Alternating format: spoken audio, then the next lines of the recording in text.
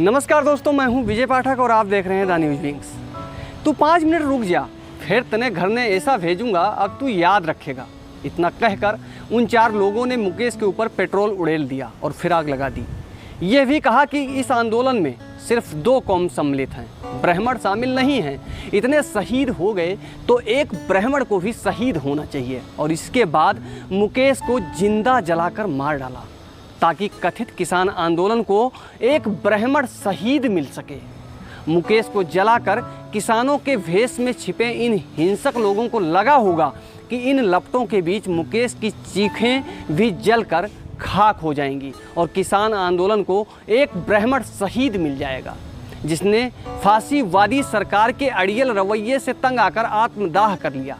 मगर ऐसा ना हो सका। मुकेश ने आखिरी सांस लेने से पहले कुछ कैमरों के सामने अपना बयान दे दिया और इस अप्रतिम और अद्भुत किसान आंदोलन के नाम पर चल रही हैवानियत की एक और कहानी सामने आ गई। पिछले दिनों किसान आंदोलन में गैंग रेप का भी एक मामला सामने आया था और 26 जनवरी को किसान आंदोलन के नाम पर जो हुआ इस देश में, वो सबके सामने ही हुआ और सबने देखा भी कि ये किसान आंदोलन जहां लड़कियों का गैंग रेप होता हो, 26 जनवरी के दिन लाल किले पर तिरंगा फेंक दिया जाता हो, मुकेश नामक किसान को इसलिए जिंदा जला दिया जाता हो ताकि किसान आंदोलन को एक किसान शहीद मिल सके। तो वो आंदोलन कुछ भी हो सकता है, लेकिन किसान आंदोलन तो बिल्कुल भी नहीं हो सकता है। ब्राह्मण मुकेश जो जिंदा जलाकर मार डालने के बाद हरियाणा के एक गांव के सरपंच ने मांग की है कि किसान आंदोलन को वहां से कहीं और शिफ्ट किया जाए, क्योंकि इन आंदोलनकारियों की वजह से गांव की बहन बेटियां अब सुरक्षित नहीं हैं। मगर किसानों के नेता राकेश टिकैत पर इसका कोई असर नहीं पड़ता और ना ही उन कथित लिबरल मानवतावादियों पर असर पड़ता है जो गर्व से उछल उछल कर कहते हैं कि टिकैत तो अब टिक गए हैं। ऐसे हर मामले के बाद टिकैत उतनी ही बेशर्मी से आकर न्यूज रूम में कहते हैं कि ऐसा कुछ हुआ है तो पुलिस है, कानून है, वो जांच करेंगे। अच्छा जी, वो जांच करेंगे, मगर आप क्या करेंगे? आप अपने आंदोलन के नाम पर ये सब होने देंगे? आपके आंदोलन में गैंगरेप होगा तो आप चुप रहेंगे? आपके आंदोलन में तिरंगे का अपमान होगा तब भी आप चुप रहेंगे?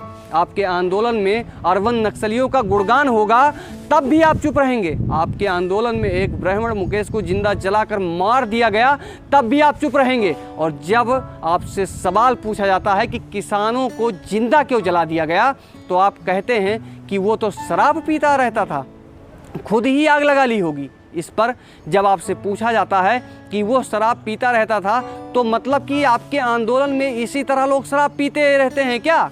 इस पर टिकैत का जवाब आता है कि शराब तो पुलिस भी पीती है। मतलब इस आंदोलन में एक आदमी की हत्या हो गई और टिकैत साहब शराब पीने की जस्टिफाई कर रहे हैं। ज़रा सोचिए कि जब ऐसे आदमी एक आंदोलन की लीड कर रहा है तो फिर उस आंदोलन में कैसे भी लोग होंगे। टिकैत साहब, आपके आंदोलन को संजीवनी चाहिए तो इसके लिए एक व्यक्ति को क्या जिंदा जला देंगे? आपके आंदोलनकारी, किसने दिया है आपको ये अधिकार?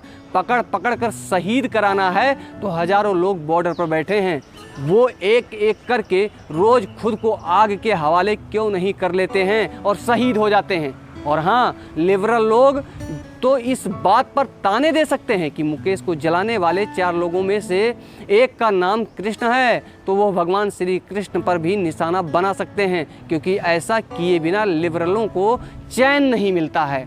निवेदन है, इस वीडियो को शेयर करें ताकि इस फर्जी किसान आंदोलन की बर्बर सच्चाई को पूरे देश के सामने आनी चाहिए और लोगों को पता लगना चाहिए कि किसान के रूप में जो ये भेड़िए बॉर्डर पर बैठे हुए हैं, इनको जल्दी से जल्दी बॉर्डर खाली कराकर देश में अमन शांति को कायम करने का प्रयास करना चाहिए। देखते रहिए द न्यूज विंग्स। जय हिंद।